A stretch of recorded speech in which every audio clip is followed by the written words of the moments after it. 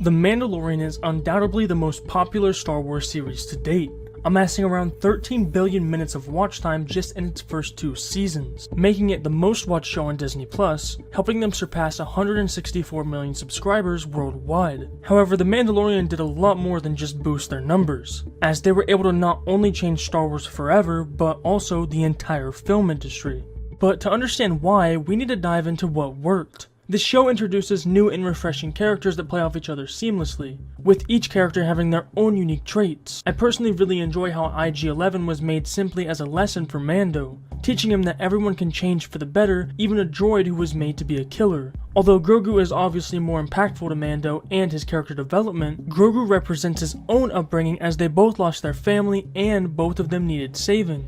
He gives Mando the chance to return the favor from when he was saved as a child. All of this aids the viewer in understanding and reasoning with the man under the helmet, allowing us to predict how he will react to certain situations, while creating this sense of realism that we often strive for. Therefore, it goes without saying that the entire show would have failed if they got Mando wrong. Making a main character who never shows his face is extremely hard to pull off. They are forced to rely on everything surrounding the character to explain how they feel. Whether it be the music, the voice acting, or his body language, they have to help convey how he feels during every situation, which is not an easy task to pull off. But they did it. They managed to connect his helmet to the story by banishing him from his tribe if he ever removes it, making moments like this, and this, a lot more tense. However, for a show like Halo, this would prove to be a very hard task, as they decided to take the easy route by having him take off his helmet during expressive dialogue, instead of using elements of body language and voice acting. I mean, Master Chief has his helmet off several times in the series, creating distance from the original character in the game, who was created to be an emotionless soldier. So in all reality, they would have been better off keeping his helmet on, as it would have made him feel more like the machine-like man from the games. But instead, they chose to ditch the helmet, making him feel like a completely different character.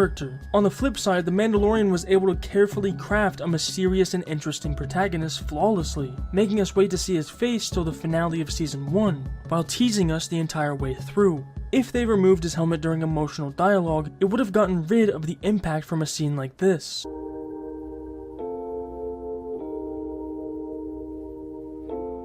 Now, The Mandalorian was the first series to show us that Star Wars could be about more than just Jedi and Sith. Even though we do see Luke and Ahsoka in The Mandalorian, it's not the main focus, which can be proven with the success of Season 1, where we don't even see a glimpse of a lightsaber until the last scene of the final episode. They were able to give us a fresh take on a character unlike any other we have followed before. I remember hearing how the show was going to follow a bounty hunter, and although I was interested, I didn't have any high expectations for the show, which I think made it that much better. However, Mando also proves to us that a small and simple story for Star Wars can work, giving us a completely new cast of characters with entirely new problems, really playing into that feeling of just how massive this galaxy is. We visit multiple planets that feel lived in, all without running into any big names until the second season, which is fine only because we got to spend all of Season 1 with our 2 main characters, allowing us to get to know them on a more personal level. This ultimately makes the reveal of big characters like Ahsoka and Luke feel that much more rewarding, as it was extremely unexpected. But what wasn't unexpected was the effect this show would have on the film industry as a whole. The Mandalorian was the first show to use the volume, which is pretty much a circular room of TVs used to simulate real and unreal environments. In doing so, you can get correct bounce lighting on your set or character. This worked extremely well in the case of Mando, as he wears reflective chrome armor. A normal green or blue screen would splash onto his suit, forcing it to be removed in post, taking away a bit of that more realistic feel. However, I do believe that it looks much better when it's used with a half set, something they did a lot in both seasons of The Mandalorian. Not to mention, the volume allows the actor to actually get a sense of what they're looking at. And it's just, I don't know, I'm having such an amazing time down there with that incredible technology and the volume and the not being in front of too much green screen and blue screen. It's unbelievable, isn't it? It's spectacular. Now that's not to say that it's superior to green screen, as it is way too overused in shows like Obi-Wan, making it feel kind of cheap.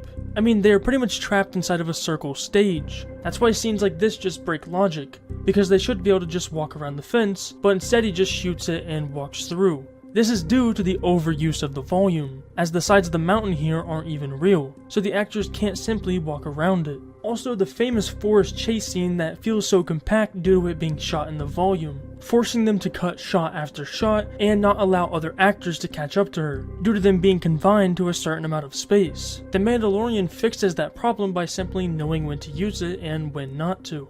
Some filmmakers have also started using this new technology, like in Matt Reeves' The Batman, which used the volume to show off the city of Gotham like we have never seen it before. Even Marvel is testing this tech with the new Ant-Man movie. This will give great directors a better way of expressing their stories if done correctly. However, the volume is still going to completely change Star Wars and the film industry as we know it. Even though it hasn't fully replaced green screens yet due to how difficult it is to use, I think that with time it will become more refined, making it accessible to more people.